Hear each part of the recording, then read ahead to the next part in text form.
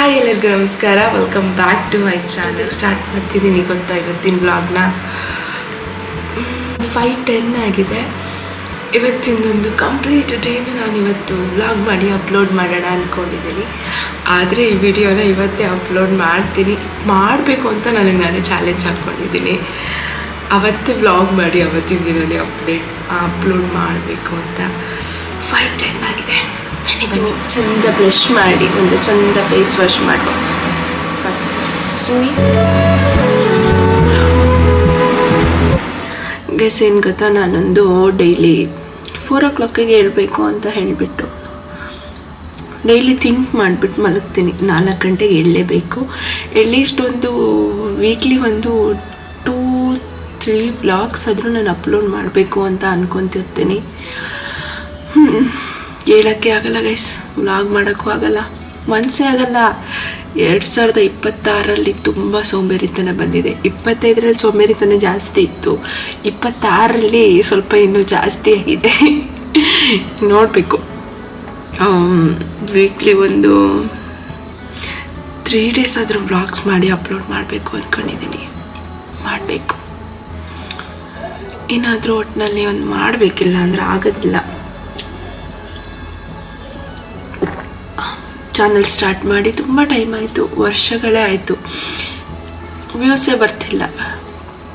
ಒಂದು ಕನ್ಸಿಸ್ಟೆನ್ಸಿಯಾಗಿ ಒಂದು ವಿಡಿಯೋನೇ ಹಾಕೋದಿಲ್ಲ ನಾನು. ವಾರಕ್ಕೊಂದು ಹಾಕ್ತೀನಿ, ಇಲ್ಲ ತಿಂಗಳಿಗೆ ಒಂದು ಹಾಕ್ತೀನಿ, ಒಟ್ರಾಸಿ ಅಪ್ಲೋಡ್ ಮಾಡ್ತಿರ್ತೀನಿ. ಈ ವರ್ಷ ಸ್ವಲ್ಪ ಅದನ್ನೆಲ್ಲ ಸರಿ ಮಾಡ್ಕೋಬೇಕು ಅಂತಿದ್ದೀನಿ.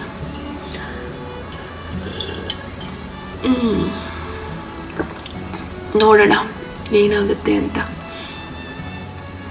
ಮೆಂತ್ಯ ನೀರು ಮತ್ತು 1 ಗ್ಲಾಸ್ ಬಿಸಿನೀರು, ಇಲ್ಲಿಂದ ನನ್ನ ಡೇ ಸ್ಟಾರ್ಟ್ ಆಗುತ್ತೆ ಡೈಲಿ.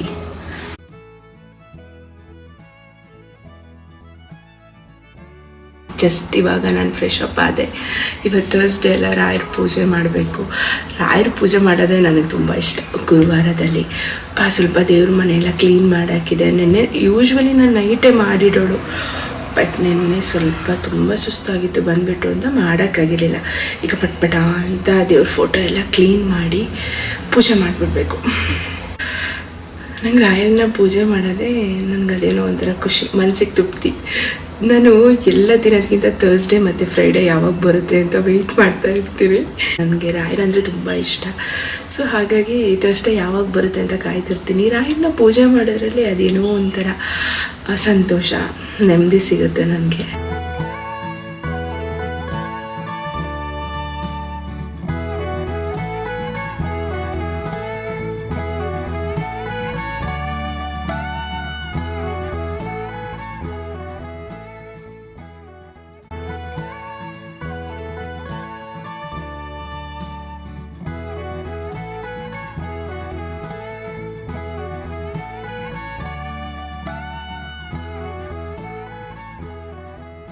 ಪ್ರತಿ ಸಲ ನಾನು ಪ್ರತಿ ಗುರುವಾರ ರಾಯರ ಪೂಜೆಯನ್ನು ಮಾಡಿದಾಗ ಆ ಪೂಜೆಗೆ ರಾಯರು ಕೊಡುವಂಥ ಪ್ರತಿಫಲನೇ ಹೂಪ್ರಸಾದ.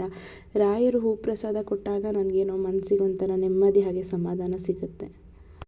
ಗೈಸ್ 8 o'clock ಆಗೈತೆ. ಇವತ್ತಲ್ಲಿ ಹೇಳ್ತೀನಿ ಪಕ್ಕ ನಾನು ಇವತ್ತು ಕೆಲಸಕ್ಕೆ ಹೋಗ್ತಾ ಲೇಟ್ ಆಗುತ್ತೆ. ಇನ್ನು ಬ್ರೇಕ್ಫಾಸ್ಟ್ ಕೂಡ ನಾನು ಮಾಡಿಲ್ಲ, ಏನೋ ಮಾಡ್ತಾ ಹಾಗೆ ಏನೋ ಒಂದು ಯೋಚನೆಯಲ್ಲಿ ಕಳೆದೋಗ್ಬಿಟ್ಟಿದೆ. ಲೇಟ್ ಬೇರೆ ಆಗಿದೆ. ಉಪ್ಪಿಟ್ಟು ಮಾಡ್ತೀನಿ ಇವತ್ತು. ಉಪ್ಪಿಟ್ಟೆ ತಿನ್ನೋದು ಗೈಸ್, ಲೇಟ್ ಆದಾಗೆಲ್ಲ ಉಪ್ಪಿಟ್ಟೆ ಗತಿ. ಇದು ನಾನು ಮಾಡುವಂಥ ಸ್ಪೆಷಲ್ಲು ಗಡಿಬಿಡಿ ಉಪ್ಪಿಟ್ಟು.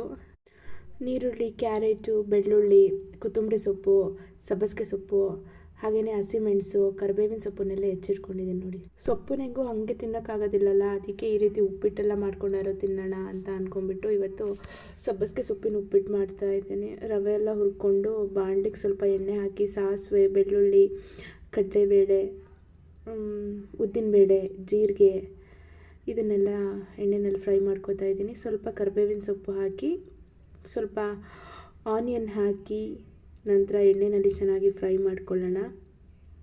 ಅದಾದಮೇಲೆ ಹಸಿಮೆಣಸಿನಕಾಯಿ ಆಗಿರ್ಬೋದು, ಕ್ಯಾರೆಟ್, ಆಮೇಲೆ ಸೊಪ್ಪು, ಪಾಲಕ್ ಸೊಪ್ಪು, ಇದನ್ನೆಲ್ಲ ಹಾಕ್ಕೊಂಡು 5 ನಿಮಿಷ ಚೆನ್ನಾಗಿ ಫ್ರೈ ಮಾಡ್ಕೊಳ್ಳೋಣ ಗೈಸ್. ತರಕಾರಿ ಎಲ್ಲ ಎಣ್ಣೆಯಲ್ಲಿ ಚೆನ್ನಾಗಿ ಫ್ರೈ ಆದ ನಂತರ ಉಪ್ಪಿಟ್ಟಿಗೆ ಎಷ್ಟು ನೀರು ಬೇಕೋ ಅಷ್ಟು ಬಿಸಿ ನೀರನ್ನು ಹಾಕಿ ಸ್ವಲ್ಪ ಉಪ್ಪು ಹಾಕಿ ತರಕಾರಿನ ಒಂದು 10 ನಿಮಿಷಗಳ ಕಾಲ ಬೇಯಿಸ್ಕೊಳ್ತಾ ಇದ್ದೀನಿ.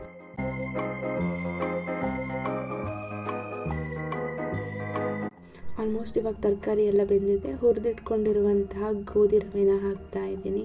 ಗೋಧಿ ರವೆ ಹಾಕಿ ಒಂದು 10 ನಿಮಿಷದ ಕಾಲ ಚೆನ್ನಾಗಿ ಬೇಯಿಸ್ಕೊಳ್ಳೋಣ. ನೀರೇನಾದರೂ ಕಡಿಮೆ ಆಗಿದರೆ ಈ ಟೈಮಲ್ಲಿ ನೀರು ಹಾಕಿ, ಉಪ್ಪು ಕಡಿಮೆ ಆಗಿದರೆ ಉಪ್ಪು ಹಾಕಿ, ಲಾಸ್ಟಿಗೆ ಕೊತ್ತಂಬರಿ ಸೊಪ್ಪು ಹಾಕಿ ಚೆನ್ನಾಗಿ ಗಾರ್ನಿಷ್ ಮಾಡಿದ್ರೆ ಗಡಿಬಿಡಿ ಉಪ್ಪಿಟ್ಟು ರೆಡಿ.